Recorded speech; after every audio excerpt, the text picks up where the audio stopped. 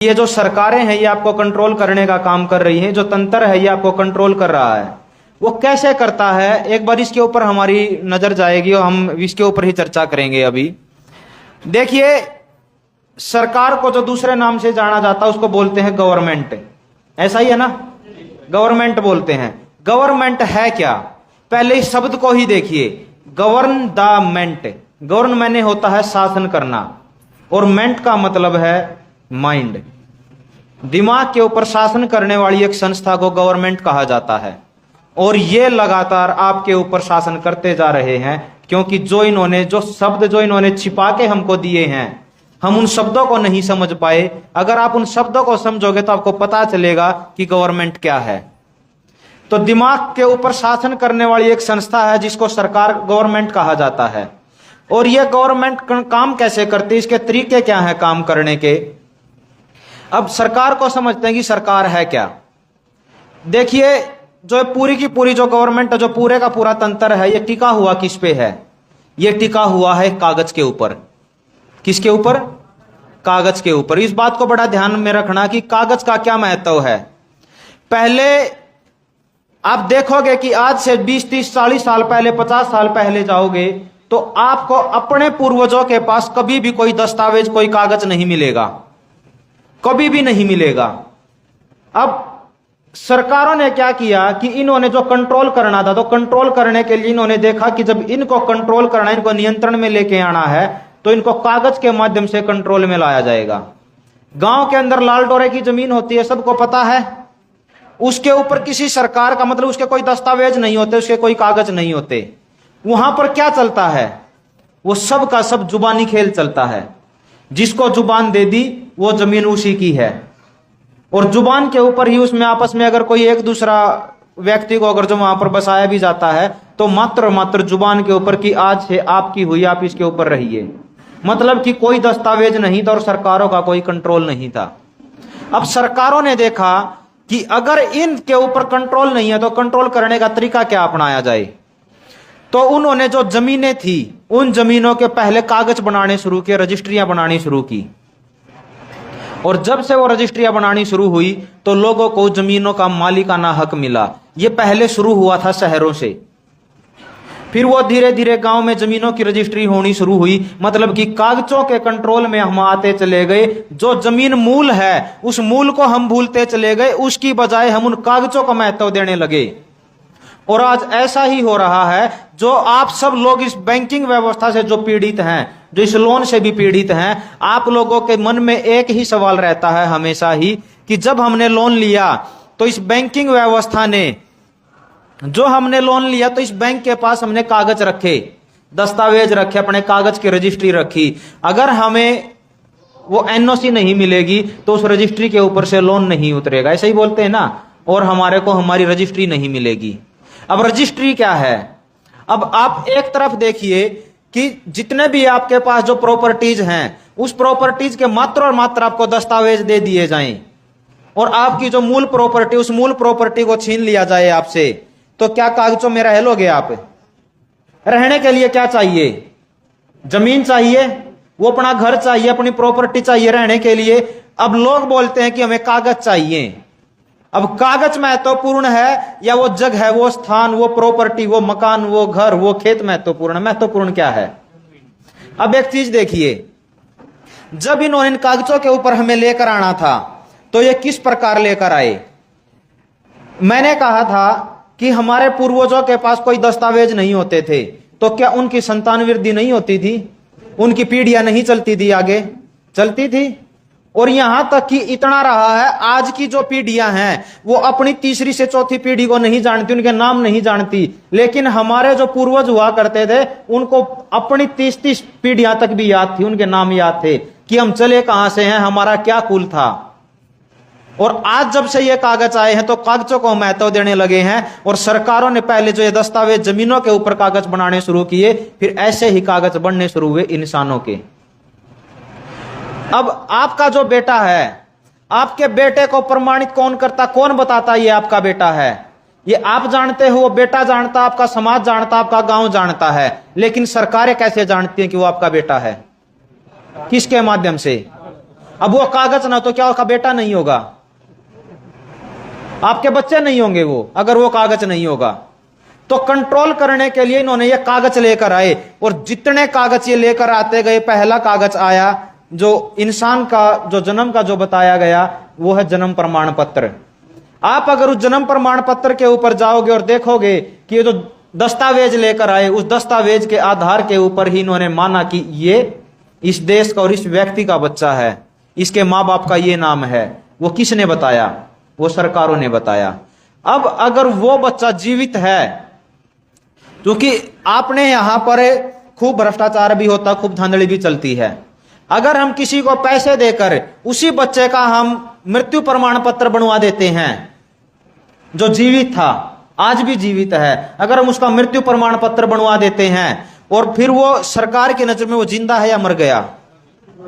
मर गया। लेकिन आपके लिए तो वो जीवित है। महत्वपूर्ण क्या, कागज या आपके बच्चे? बच्चे। अब आप देखोगे कि जितने कागज सन 2012 तक बने, जितने भी बने, उसके कई गुना कागज 2012 से लेकर 2024 तक बने हैं।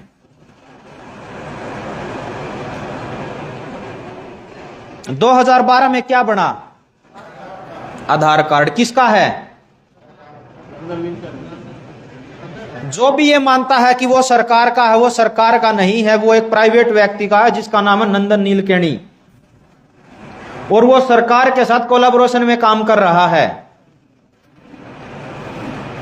मतलब वो जो आधार लेकर आए, मैंने कहा कि 2012 तक जितने भी दस्तावेज बनाए पिछली सरकारों ने, वो 2012 के बाद वो जो दस्तावेज हैं, उन दस्तावेजों की संख्या बढ़नी शुरू होती है। मतलब जो कागज हैं, कागजों की वृद्धि ज्यादा कर दी जाती है, और आज देखने में ये आ चुका है कि हम केवल और केवल कागज के गुलाम बन चुके हैं।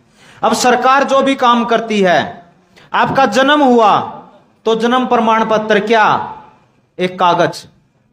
सरकार आपकी जो प्रॉपर्टी है, प्रॉपर्टी का क्या बनाया? कागज। सरकारों के पास उसके दस्तावेज। कानून के तौर पर आप चले जाइए, वो क्या?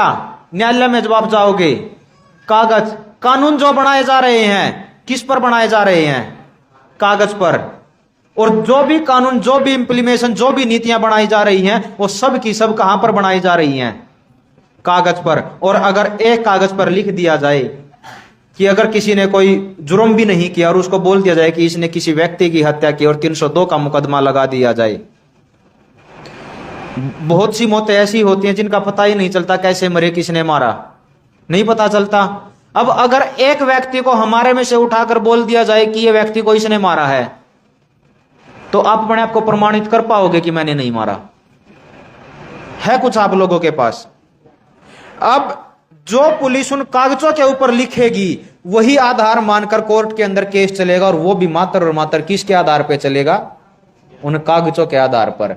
मतलब कि जितना हम कागजों में गुलाम होते जा रहे हैं, वो गुलामी का ही प्रमाण है वो कागज। आप सरकारी दस्तावेज कोई भी है, किसी भी चीज पर जाइए, आप प्रॉपर्टी पर जाइए, अपने व्हीकल के दस्तावेज लीजिए, आप इंसानी दस्तावेज लीजिए, आपका कानूनों की बात कीजिए, सब के सब कागज हैं। और जो गवर्नमेंट का मतलब है, गवर्नमेंट, दिमाग को कंट्रोल करने वाली संस्था को गवर्नमेंट कहा जाता है। और वो नीतियां बनाई उन्होंने कि कंट्रोल कैसे किया जाएगा, तो कंट्रोल किया जाएगा मात्र और मात्र कागजों के माध्यम से, दस्तावेजों के माध्यम से, डॉक्यूमेंट्स के माध्यम से। और हमने इंसानों को, जो जीवित हैं, जो इंसान हैं, उन इंसानों को महत्व देना बंद कर दिया। अपनी जो जमीन है, उस जमीन के मूल को महत्व देना बंद कर दिया। हमने महत्व देना शुरू किया कि जो सरकार ने गवर्न करने के लिए जो नीतियां लेके आई हैं, जो कंट्रोल करने के लिए जो नीतियां लेके आई हैं, जो कागज बनाए, उन कागजों को महत्व देना शुरू किया। ऐसा ही हुआ। जैसे जैसे हमने कागजों का महत्व देना शुरू किया, वैसे वैसे हमारा समाज में बिखरावट आई और हमारा समाज टूटने लगा। हमारा समाज किसके माध्यम से टूटा? कागजों के माध्यम से। अब कागज ही प्रमाणित कर रहे हैं कि आप कौन हो। और मजे की बात यह है कि जो सुप्रीम कोर्ट ने माना है कि 92% लोग, 92% जो लोग हैं इस देश के, वो मूल निवासी नहीं है, मात्र 8% लोग जो इस देश के मूल निवासी हैं। और मजे की बात यह है कि उन 8% लोगों के पास कोई दस्तावेज, कोई कागज नहीं है। यहां पर आदिवासी एरिया से आए थे कल शाम को साथी, अब भी हैं क्या? हैं। आप लोगों के पास दस्तावेज है कोई? जी नहीं है ना? मतलब जिनके पास दस्तावेज नहीं है वो इस देश के मूल निवासी बताए गए हैं। जिन्होंने दस्तावेज बना लिए वो इस देश के मूल निवासी नहीं है। वो कैसे नहीं है मूल निवासी, इसके ऊपर आते हैं। जो दस्तावेज होते हैं जो आपको जीवित जिंदा होने का जो प्रमाण देते हैं, जो आपको जिंदा होने का प्रमाण दे रहे हैं, जो दस्तावेज जिनको आप मानते हो कि ये हमारी आइडेंटिटी को प्रमाणित कर रहे हैं कि हम हैं, उनके ऊपर जो शब्दों में जो शब्द लिखे, जो अक्षर लिखे गए हैं, वो कौन सी भाषा के हैं? अंग्रेजी के हैं, इंग्लिश के हैं। अब वो स्मॉल लेटर में है या कैपिटल लेटर में है? और जो कैपिटल पनिशमेंट कहा जाता है हिब्रू के अंदर, वो क्या है? कैपिटल जो पनिशमेंट है उसको बोला जाता है कि सर कलम। और आप देखोगे कि उन दस्तावेजों के अंदर, सभी दस्तावेजों के अंदर जो आप लोगों के नाम आते हैं वो कैपिटल शब्दों में हैं। मतलब क्या?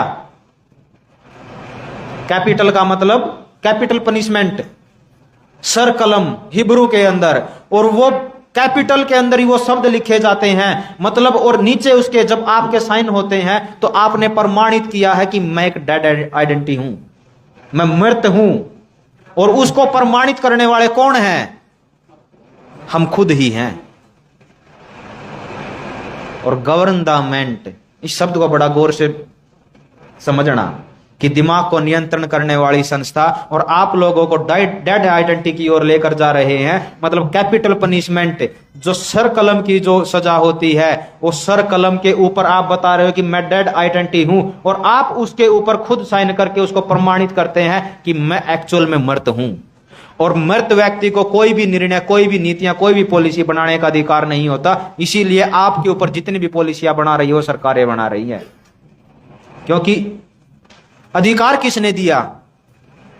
आप तो मृत हैं, आपको अधिकार किसने दिया? मृत व्यक्ति के पास कोई अधिकार होता है क्या?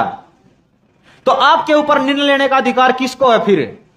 उन्हीं सरकारों को, जो सरकार लगातार आपको दस्तावेज दे रही हैं। और 2012 तक जितने भी दस्तावेज बने हैं, उन सभी दस्तावेजों में जितने 2012 तक बने थे, उसके बाद आप देखोगे कि लगातार दस्तावेजों की संख्या में बढ़ोतरी हुई है जो इंसान की पहचान को बताती हैं। 2012 के अंदर क्या है? आधार कार्ड।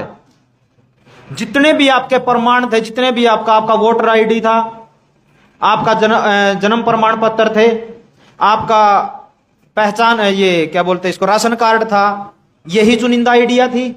इसके बाद 2012 में देखोगे कि आधार कार्ड आया। आधार कार्ड के बाद लोगों ने पैन कार्ड बनाने की संख्या में वृद्धि हुई, वो भी एक दस्तावेज बना। और सभी दस्तावेजों के ऊपर देखोगे आप कि सब के अंदर कैपिटल वर्डों के अंदर आपका नाम लिखा गया है। मतलब डेड आइडेंटिटी घोषित कर दिए गए हो आप, और साइन करने वाले आप खुद हो।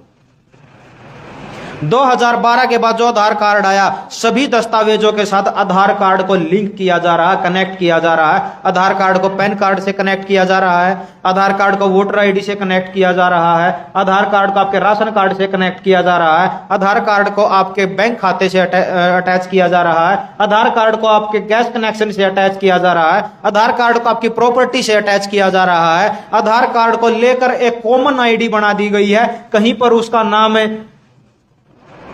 फैमिली आईडी के नाम से बोला जाता है, कहीं पर उसका नाम बदल बदल कर कुछ और दे दिया जाता है। लेकिन क्या है कि पूरे परिवार की एक कॉमन आईडी बनाई दी जाती है, और उसके ऊपर सभी परिवार के लोगों की कॉमन आईडी बनाई जाती है, जिसके मूल के अंदर होता है आधार कार्ड। और जो आधार कार्ड है, वो आधार कार्ड एक प्राइवेट व्यक्ति का है, और प्राइवेट व्यक्ति का नाम है नंदन नीलकेणी।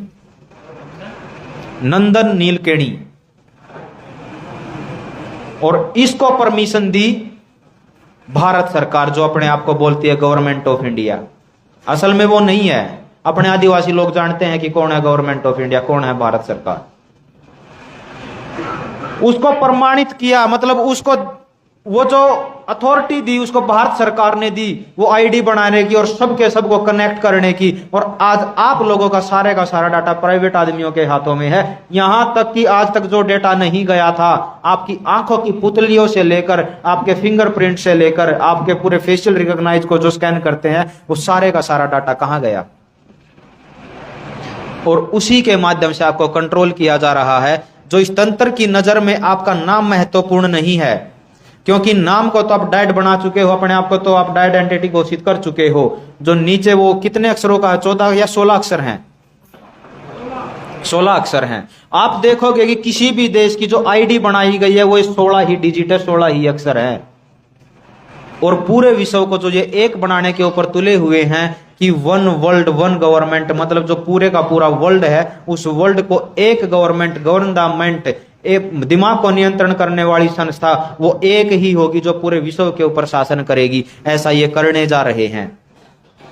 और उसका मेन जो आधार था, जो उसके माध्यम से आपको कंट्रोल करना था, उसके लिए जो सबसे महत्वपूर्ण जो उन लोगों के लिए काम किया वो एक आधार कार्ड ने किया।